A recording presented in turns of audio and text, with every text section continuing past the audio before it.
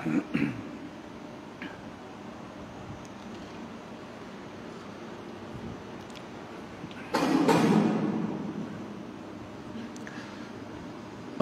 billahi minasyaitonir rajim.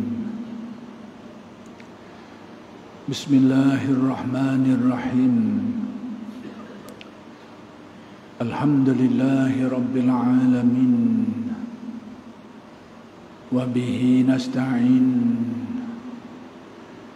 Allahumma salli ala sayyidina Muhammadin nabiyil ummi wa ala alihi wa sahbihi wa sallim.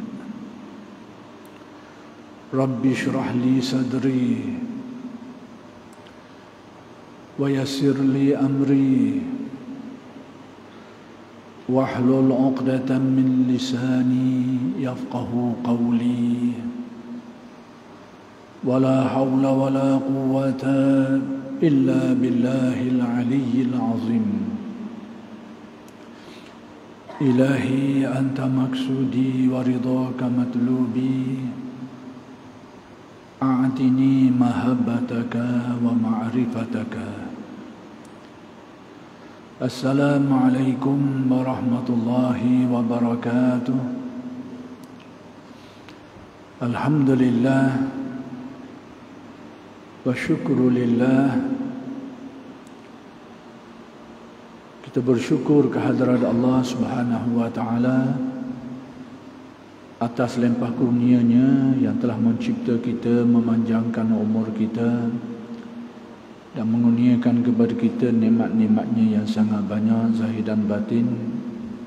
Mudah-mudahan segala nikmat-nikmat yang dikurniakan itu sentiasa dikurniakan kepada kita dan dijadikan kita termasuk dalam golongan orang yang bersyukur.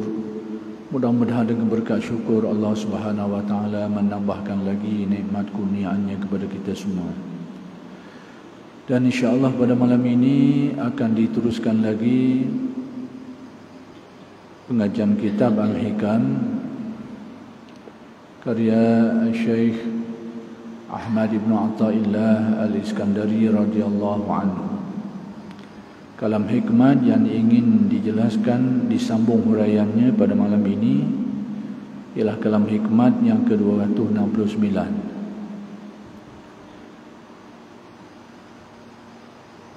yaitu kata alim ulama yang mensyarahkan kalam hikmat ini.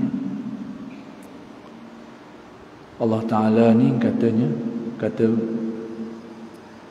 Syekh Ibn Atha, telah memberikan kemuliaan, kehormatan kepada seseorang itu dengan 3 kehormatan. Yang pertama, dapat berzikir. Dapat berzikir itu pun merupakan suatu nikmat yang besar yang dikurniakan Allah, berbanding dengan berapa ramai orang yang tidak dapat berzikir, orang yang jauh daripada zikir, orang yang malas berzikir dan macam-macam lagi. Yang kedua, dengan sebab zikir itu seseorang itu dimuliakan, sehingga disanjung, dipandang mulia, dipandang hormat sebagai ahli zikir, ahli ibadah, ahli solat dan sebagainya. Kemudian yang ketiga, orang yang berzikir ini dijadikan Allah terkenal di kalangan para malaikat-Nya, dimasyhurkan namanya, dia muliakan namanya di kalangan para malaikat. Baik. Kemudian yang mensyarahkan kalam hikmat ini mendatangkan firman Allah Ta'ala, wala zikrullahi akbar, suratul Ankabut ayat 45. Artinya, demi sungguh zikir Allah kepada hamba itulah yang lebih besar dari zikir hamba terhadap Allah. Jadi alim ulama yang mensyarahkan kalam hikmat ini dan mendatangkan ayat ini menjelaskan dengan makna, yaitu ayat Al-Quran, wala zikrullahi akbar, yaitu Allah Ta'ala ingat kepada hambanya itu lebih besar daripada hamba ingat kepada Allah. Bagaimana boleh kita faham seperti ini daripada perkataan wala zikrullahi akbar? Maka tak dapat tidak kena rujuk kepada bahasa Arab. Al-Quran diturunkan dalam bahasa Arab dan Nabi bercakap dalam bahasa Arab. Maka apa-apa pun kena balik kepada bahasa Arab lah. Bagaimana ayat ini boleh membawa makna seperti ini? Wala zikrullahi akbar. Baik, ini bagi orang ngaji bahasa Arab lah, dia sebut lebih kurang ya lah. Zikrullah di sini disebut sebagai idhafah, mudhafun ilaihi. Baik, dalam bahasa Arab Allah itu boleh saja menjadi fa'il, boleh saja menjadi maf'ul. Artinya apa? Kalau Allah itu dengan makna fa'il, pembuat, maka wala zikrullah, yakni Allah yang ingat, Allah yang menyebut. Tetapi dalam bahasa Arab kedudukan kalimat Allah boleh jadi maf'ul. Maka perkataan wala zikrullah itu iaitu ingat kepada Allah. Jadi perkataan wala zikrullah dua makna. Boleh dua-dua. Satu dengan makna Allah yang ingat. Yang kedua, Allah ingat kepada Allah. Jadi kalau Allah yang ingat, Allah itulah yang pembuatnya.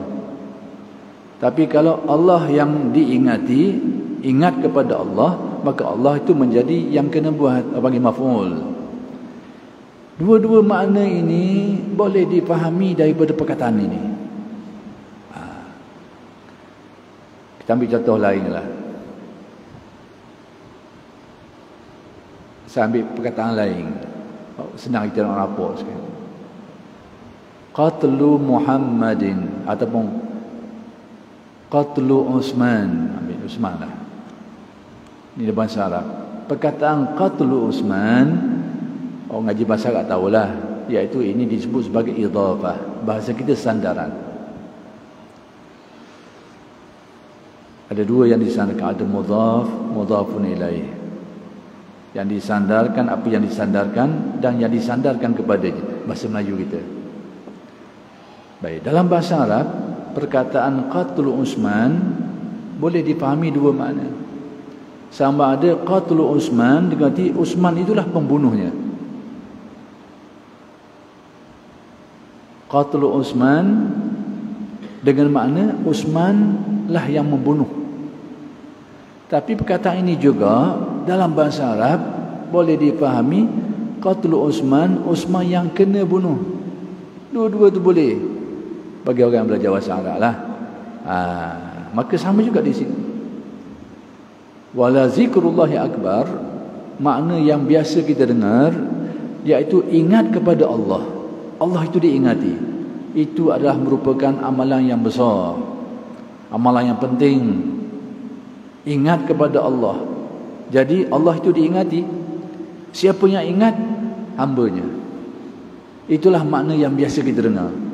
Wala zikrullahi akbar, dengan arti ingat kepada Allah, yakni hamba yang ingat kepada Allah itu adalah amalan yang akbar, sangat besar, sangat tinggi kedudukannya, sangat besar pahalanya, sangat mulia kedudukannya.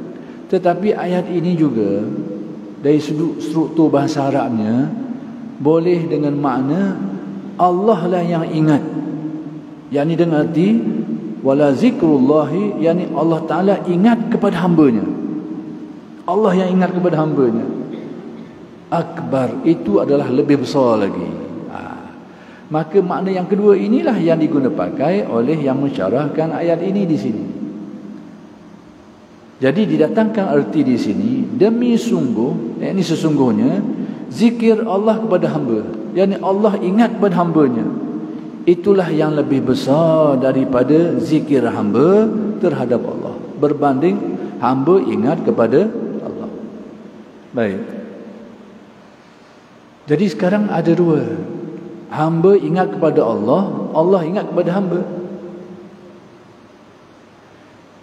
Hamba ingat kepada Allah, kita faham dengan baik, mudah. Kita ingat, seperti yang kita faham lah. Kita yang ingat kepada Allah, kita berzikir, kita sebut, kita ingat. Berarti melibatkan lidah kita, melibatkan ingatan kita, perasaan kita, itu kita ingat kepada Allah. Tapi bagaimana perkataan Allah ingat kepada kita? Ini perlu dijelaskan. Uslub-uslub seperti ini ada banyak dalam Al-Quran, tetapi pengertiannya perlu dijelas dengan baik. Kalau salah jelas, maka dia boleh bawa kepada akidah seperti yang dipaham oleh kelompok Mujassimah, Musyabbihah, keserupaan Allah dengan makhluk kalau salah terjemah. Tetapi uslub seperti ini disebut musyakalah. Orang mengaji ilmu balaghah, dia tahulah musyakalah ni. Pattern serupa, makna tak serupa. Pattern je serupa, ayat tu pattern serupa, tapi huraiannya, maknanya, tafsirannya tidak serupa. Contoh lain, kita pergi jauh sikit, takut timbul keliru di sini. Wa makarullah, wa makaru wa makarallah. Perkataan sama, makar, bahasa kita makar, tipu, helah, tipu daya, kelentong, atau yang semaknanya. Wa makaru wa makarallah, mereka telah mengadakan tipu daya, lalu Allah Ta'ala menipu daya juga. Apakah Allah Ta'ala tu jahat juga? Mereka ni tipu daya, perbuatan jahat lah, tipu orang ni, tipu ni jahat. Kemudian disebut wa makarallah, Allah Ta'ala pun tipu juga. Apakah seperti itu maknanya? Bila kita kata Tuhan tu tipu juga, berarti Tuhan buat jahat juga. Ini tafsiran yang salah. Tapi ayat bahasa Arab serupa. Dalam bahasa Arab serupa ayatnya, wa makaru wa makarallah. Tapi kalau kita terjemah harfan bi harfin secara literalnya, mereka tipu, Tuhan pun tipu juga. Tidak boleh terjemah seperti ini. Salah kefahaman itu.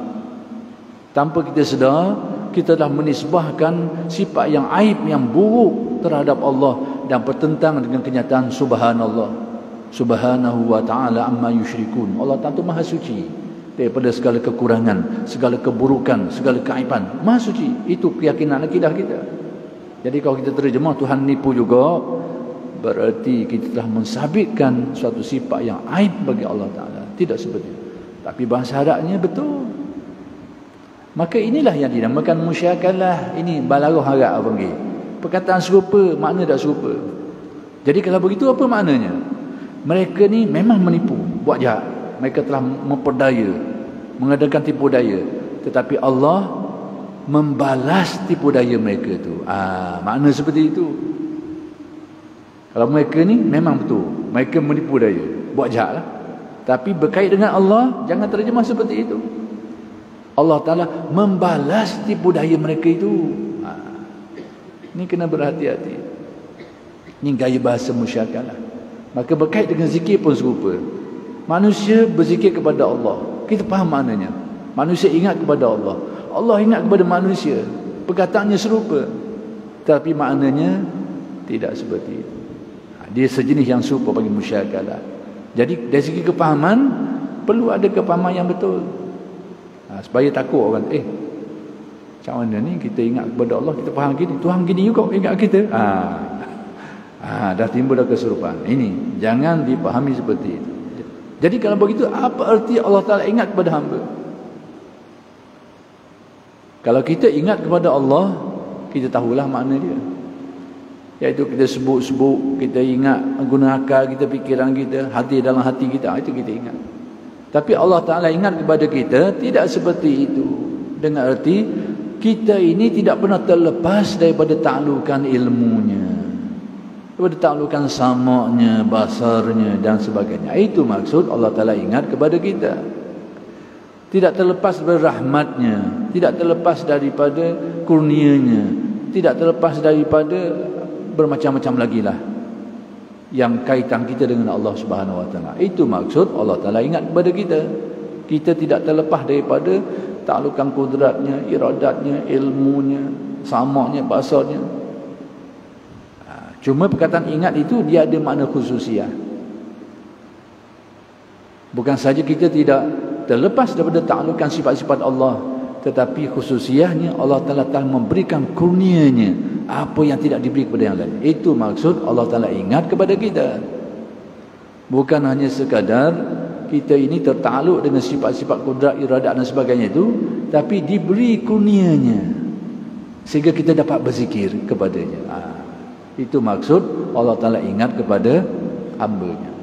Kalau dalam hadis ada disebut, fa in zakarani fi nafsihi zakartuhu fi nafsi. Sekiranya seseorang itu ingat kepadaku dalam dirinya. Jadi kalau kita ingat kepada Allah di dalam diri kita, dalam hati kita lah, kita faham maksudnya tu. Kita tahulah guana-guana kita ingat kepada Allah Ta'ala ni. Tapi Allah Ta'ala kata, wa in zakarani fi nafsihi zakartuhu fi nafsi. Aku juga ingat kepadanya dalam diriku. Apakah Tuhan ini ada diri macam kita juga? Ada luar, ada dalam? Maka tidak boleh dipaham seperti itu. Tapi bahasanya bahasa seperti itu. Bahasa gitu. Ada yang kata apa? Memang itu bahasa Arab. Cuma kita kena tahulah rahsia bahasa Arab ni.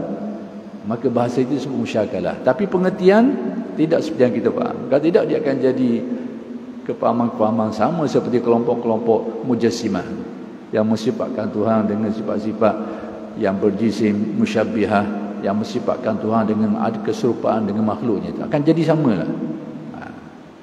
Jadi kita ingat kepada Allah dalam fi nafsi. Apabila seseorang itu ingat kepada Allah fi nafsi, dalam dirinya, dalam hati dia, dalam. Sebab manusia ni ada dalam dan luar. Tapi Allah Ta'ala kata, aku juga ingat dalam diriku, tidak dengan makna itu. Dengan makna yang lain, yang tidak yang sesuai lah, yang tidak ada makna-makna keserupaan seperti yang kita faham. Kita ingat kepada Allah di dalam hati kita. Jadi sekarang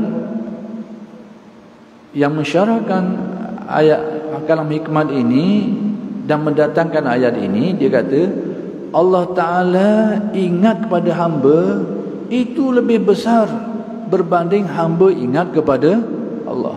Sebab apa? Kita ingat kepada Allah, kita tahulah banyak taksir. Ingatan kita itu tidak sempurna, khusyuk hati kita tidak sempurna, makrifat hati kita itu tidak sempurna. Kita tahulah taraf ingat kita itu macam mana. Tetapi Allah Ta'ala yang ingat kepada hamba-Nya dengan erti bahawa manusia itu tidak pernah terluput sedikit pun daripada pengetahuan Allah, daripada penjagaan Allah, daripada kurnia Allah. Tak pernah luput walaupun sedikit. Jadi ingatnya Allah kepada hamba itu adalah jauh lebih hebat daripada ingatnya manusia kepada Allah. Syekh ni nak beritahu kita gini, bahawa hakikat sebenarnya kita ingat kepada Allah, tapi Allah Ta'ala ingat kita tu lebih besar lagi. Sebab apa? Kok mana? Kalau orang faham rahsia ni, seseorang tu tak akan dapat ingat kepada Allah kecuali Allah Ta'ala ingat kepadanya dulu. Dengan arti Allah Ta'ala memberi lempah kurnianya kepadanya sehingga dia dapat ingat kepada Allah. Itu maksudnya. Berarti ingat Allah kepada hamba itu lebih besar. Sebab apa? Kalaulah tidak kerana itu, kita pun tak dapat ingat kepada Allah, tak dapat berzikir kepada Allah. Ini bagi orang belajar ilmu tasawuf. Orang tak belajar ilmu ni tak nampak begitulah. Dia nampak dia je lah. Hanya nampak manusia je lah. Tapi orang yang mengaji ilmu ni, dia sedar hakikat ni, bahawa kita dapat buat amal soleh, kita dapat berzikir, dapat melakukan kebaikan. Sebenarnya di sebalik semua itu adalah hasil daripada Allah Ta'ala ingat kita. Dengan arti Allah Ta'ala lempah rahmat dia, kurnia dia, taufik dia, hidayahnya kepada kita sehingga kita boleh buat. Kalau tak ada benda-benda ni, jangan harap kita boleh buat semua ni. Itu yang nak diberitahu oleh Syekh Ibn Atta' Munsyi Kalam Hikmat. Baik, dan bagi hamba bagi seseorang itu berzikir kepada Allah, itulah kemuliaan atau kebesaran hamba. Ingat kepada Allah, itu adalah kebesaran kemuliaan seseorang hamba itu. Jadi seseorang itu dapat kemuliaan adalah dalam kaitannya dengan benda yang mulia. Bila seseorang tu menjadi hamba Allah, dia akan dapat kemuliaan tu. Lempahan kemuliaan Allah tu melempoh kepada seseorang. Jadi kemuliaan sesuatu kadang-kadang disebabkan kerana terkait dengan sesuatu yang lain. Jadi Syekh nak beritahu bahawa seseorang hamba ini yang berzikir kepada Allah, dia akan dapat kemuliaan. Kenapa? Lempahan daripada kemuliaan yang diingat itu. Yang diingat. Baik, kita ambil contoh ginilah. Kertas kosong, kertas selah. Kita jalan-jalan jumpa kertas kosong. Pada kita tak ada harga mana kertas ni.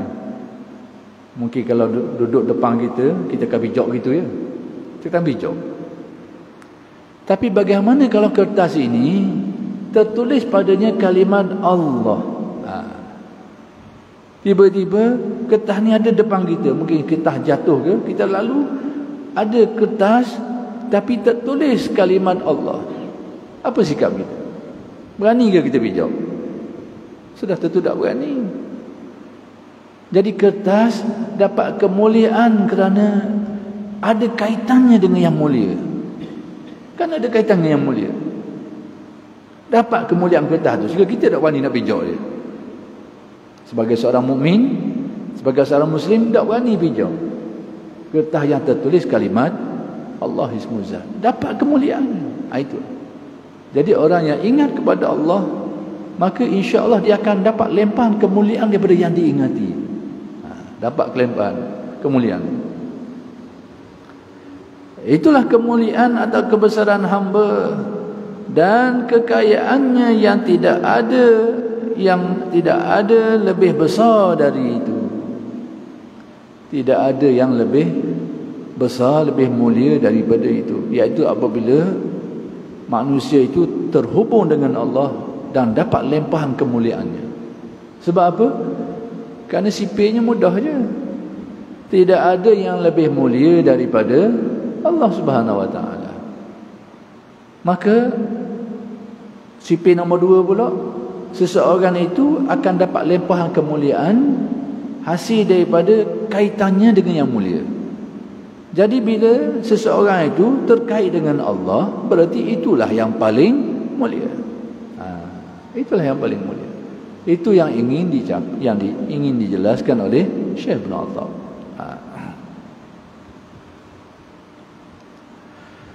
Abu Hurairah radhiyallahu anhu berkata, Rasulullah sallallahu alaihi wasallam bersabda, Allah berfirman, ini hadis Nabi tapi mengatasnamakan Allah. Jadi ini dinamakan hadis kursi. Jadi Allah berfirman tapi ini adalah kalimat hadis. Aku selalu mengikuti persangkaan hamba-Ku. Kata Allah dalam hadis kursi, aku menurut keyakinan hamba-Ku terhadapku. Sebab itu yang melebihkan seseorang aulia berbanding mukmin yang lain ini, salah satunya adalah dari sudut keyakinan dia. Keyakinannya terhadap Allah Subhanahu Wa Taala. Itu yang melebihkan. Mana landasan dia? Inilah antara landasan dia, antara sandaran dalil dia. Allah Taala kata, ana inda zanni abdi bi. Aku adalah menurut keyakinan hamba-Ku terhadapku. Berarti semakin tinggi tahap keyakinan seseorang itu terhadap Allah, maka semakin mulialah kedudukannya di sisi Allah. Itu dari satu segi. Dia ada segi yang lain pula ni. Seseorang itu menurut keyakinannya terhadap Allah. Satu dari segi kemuliaan. Yang kedua, dari segi bagaimana Allah Ta'ala melayani hamba-Nya. bagaimana Allah Ta'ala mengurus dan melayani hamba-Nya. Ini juga berkait dengan tahap keyakinannya terhadap Allah. Artinya apa? Baik, seseorang yang memiliki keyakinan yang kuat, maka Allah Ta'ala menguruskan dirinya itu agak berbeza dengan cara orang lain diuruskan. Guana tu. Baik, sekarang kita yakin kepada Allah yang Maha Esa. Yakin tentang kewujudan Allah yang Maha Esa, yang Maha Kuasa dan sebagainya. Yakin, tidak ragu. Kalau ragu ni hilang iman kita tu. Kita tidak ragu agak ni. Tetapi kita tahu Allah Subhanahu Wa Taala mencipta dan mengatur alam ini dengan undang-undang yang disebut sebagai undang-undang sebab musababnya. Atas sesuatu kejadian itu ada sebab dia. Dan kita tahu ini. Berarti sekarang pertama sekali pandangan iman kita, memandang dan meyakini bahawa Allah Ta'ala lah yang Maha Kuasa, yang Maha Berkehendak. Tidak akan berlaku satu perkara melainkan dengan kehendak dan kekuasaannya. Itu keyakinan, pandangan iman kita. Tetapi pandangan kita juga melihat kepada sebab musabab, bahawa sesuatu perkara ni berlaku ada sebab dia. Ini adalah undang-undang sunnatullah yang Allah Ta'ala sudah tetapkan pada kejadian.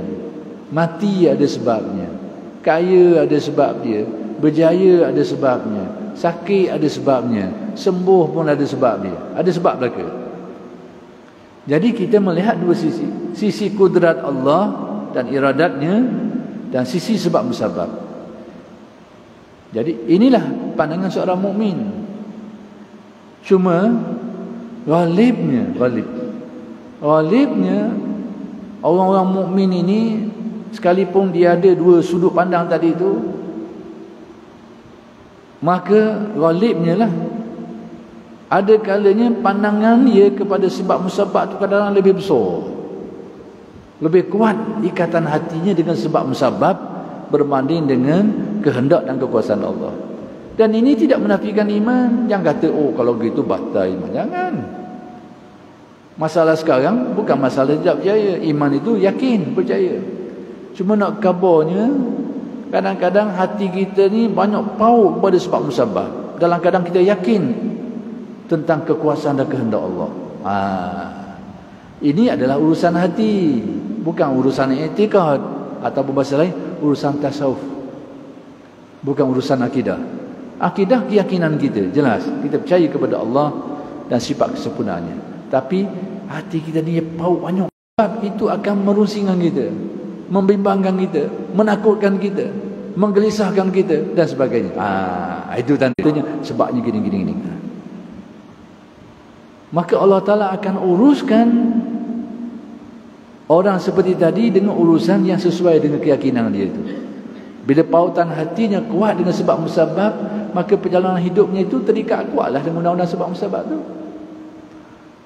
Dan apa yang berlaku itu sesuai dengan undang-undang itu lah. Goliknya. Kalau dia sakit, tak akan sembuh lah, kecuali dengan berubat lah. Goliknya. Dia tak akan dapat harta kecuali dengan kerja lah, qalibnya. Sebab apa? Memang itulah kedudukannya, dan dia dilayang oleh Allah seperti itu. Tapi bagi hamba-hamba Allah Ta'ala yang diberikan kemuliaan, ditingkatkan keyakinannya, sehingga pautan hatinya kepada kehendak kekuasaan Allah itu mengatasi undang-undang sebab musabab ni, atau sampai satu tahap menghilangkan terus pandangan kepada sebab musabab.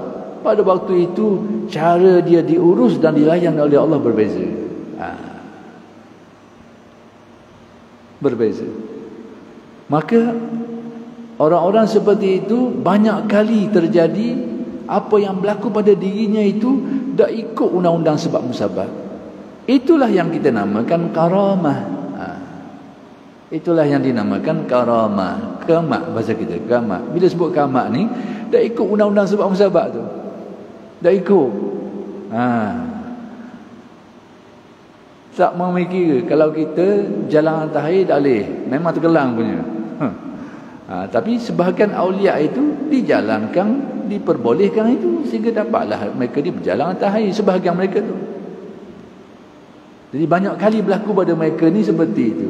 Itu masuk ana inda zanni abdi bi. Aku menurut keyakinan hamba-Ku terhadapku. Saya masa kecil-kecil dulu kita pernah dengar guru kita cerita kisah orang tua-tua. Tapi saya tak dapat memastikan, masa tu saya ingat saya kecil lagi. Kerana masa kecil-kecil tu ayah saya rajin bawa pergi dengar guru ngajar kita ikan. Masa tu kecil lagi, tapi bukan kita ikan ni lah, kita ikan hak tua tu, tok pulang manis tu. Jadi masa saya kecil-kecil lagi, ayah saya bawa duk pergi dengar orang ngajar kita tu. Ginadah, tapi tidak kita dengar saja. Tapi kita dah ingat. Allah Ta'ala jadi saya ingat lagi. Guru khabar tu kita dah ingat. Tengiang-iang lagi guru kita khabar tu. Masa tu kita masih lagi sekolah nak masuk sekolah menengah, sekolah rendah, sekolah menengah, era tu lah, era. Tapi kita ingat guru. Dan antara yang kita dengar ada guru kita cerita dulu mengenai kisah alim ulama Terengganu macam mana dak khabar nama lah. Saya dak banyak sebab saya dengar gitu lebih kurang. Jadi ada ulama Terengganu ni, mungkin kedudukan dia tu dia mengajar orang. Dan mungkin tempat mengajar dia tu memerlukan kenderaan seperti perahu untuk pergi ngaji. Perlu kenderaan. Jadi saya tak dapat menangkap siapa dan di mana. Tapi diberitahu cara umum gitulah cerita lebih kurang. Tadi nak pergi ngaji dengan tok guru dia ni kena lalu ke air. Maksudnya dengan perahu lah, dengan perahu. Jadi banyak kali anak murid ini terlepas. Jadi tak dah nak pergi ngaji terlepas perahu. Mungkin duduk jauh ke mana ke. Jadi banyak kali tak dah terlepas. Jadi dia mengadu ke tok guru dia. Dia kata masalah nak mengaji ni banyak kali terlepas lah. Lebih kurang gitulah. Tak dah. Lalu guru kata ke mana? Lebih kurang gini lah. Saya pun kata-kata tu ceritanya lebih kurang gini. Mafhumnya lah. Guru tu kata kat lagi, kalau mu hari terlepas pula, mu baca bismillah, mu jalan. Dia kata gitu. Jadi murid ni pegang sungguh. Guru ajar. Dia pegang sungguh. Mu baca bismillah, mu jalan. Jadi sampailah satu masa dia terlepas ke negaranya. Dia pun yakin dengan penuh keyakinan. Baca bismillah, pop di jalan. Tak tergelang sekarang. Tak tergelang boleh sampai ke sebelah sana, boleh pergi ngaji. Jadi tok guru tanya, mai ke benda? Macam tok guru ajar je. Macam tok guru ajar. Suatu hari guru dia pula gitu, dia buat gitu cuba bismillah. Dah bungu tergelang dah ada. Tergelang tok guru.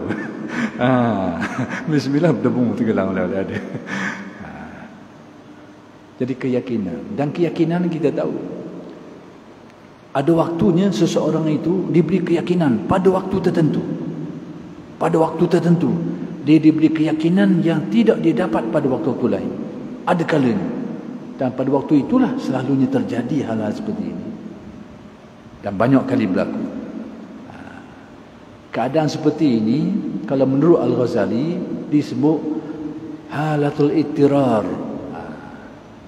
Halatul ittirar. Maksudnya seseorang pada waktu ini dia akan mendapat suatu keyakinan yang maksimal yang dia dapat. Apa yang dia dapat dalam keadaan-keadaan lain. Sebab aulia ini dia banyak keadaan. Ada di antara mereka mutamakin, orang yang diberikan Allah keyakinan yang bulat ini memanjang atau memanjang. Itu ada sejenis mereka itu seperti Syekh Abdul Qadir Al-Jilani dan yang setaraf dengan ataupun yang lebih kurang dengan dia. Tapi ada di antara aulia ini keyakinan ini yang kuat ini diberi sekali sekala pada waktu-waktunya. Kadang-kadang dia dapat. Pada waktu itulah berlaku hal-hal yang disebutkan tadi itu. Boleh berlaku pada waktu itu. Jadi saya sebut tadi Al-Ghazali menamakan keadaan tadi itu, keadaan keyakinan yang luar biasa tadi dicapai pada waktu tertentu itu dinamakan halatul ittirar. Dari mana semua ni? Ini hasil daripada pengalaman Al-Imam Al-Ghazali sendiri. Ghazali ni dia tempuh ilmu tasawuf dengan jalan payah. Wangi jalan jauh. Dia tempuh Ghazali ni, Imam Ghazali menempuh perjalanan tasawuf dengan jalan payah, jalan susah. Dan dia tak boleh awal-awal, dia boleh separuh yang kedua umur dia dah. Separuh awal umur dia tu dia terbabit dengan ilmu-ilmu perdebatan, ilmu jidal, ilmu yang menguasai ilmu akidah, menguasai ilmu fiqh, ilmu falsafah, menguasai dengan mendalam, tetapi tidak ilmu tasawuf. Ini pengalaman Ghazali. Rekod sikit tak apalah, cerita Ghazali sikit malah. Untuk saya sekali boleh buat cerita-cerita gini saya sekali. Ini kisah Imam Ghazali. Dia menjuarai ilmu bidang dia, orang Hujjatul Islam. Dalam hierarki keilmuan Islam, taraf Hujjatul Islam itu adalah lebih tinggi daripada imam. Bila orang panggil Hujjatul Islam tu, orang tahu taraf dia mana. Taraf. Sehingga ada orang alim ulama nak mengukur kealiman Imam Ghazali ni, diukur dengan murid dia tu. Zaman dulu, zaman learning mungkin cara lain lah. Zaman dulu orang nak ukur kealiman seseorang tu, tengok murid dia ramai mana. Zaman dulu boleh ukur, zaman learning dia buat kira lagi. Ramai pun tu, belum tentu alim lagi kadang-kadang. Belum tentu lagi. Dah cerita juga. Nak cerita ni Imam Ghazali, kealiman dia ni. Orang yang bawa kisah dia ni, dia kata nak ukur ke Imam Ghazali, kealiman dia ni, jumlah ulama-ulama besar pergi ngaji dengan dia. Zaman Imam Ghazali, ulama-ulama besar ni dia ada trend berpakaian. Orang tak berani pakai gitu tu kecuali orang alim semua, iaitu pakai serban besar, berserban. Jadi zaman tu kalau orang tak alim, orang tak berani pakai. Kena main dia orang je.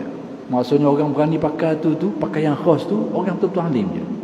Jadi dikatakan orang yang berpakaian seperti ini, yang menadah ngaji dengan Imam Ghazali ni, ratusan orang, beratus orang ngaji, orang modern. Berarti dia adalah guru, maha guru pada guru yang ada pada zaman itu.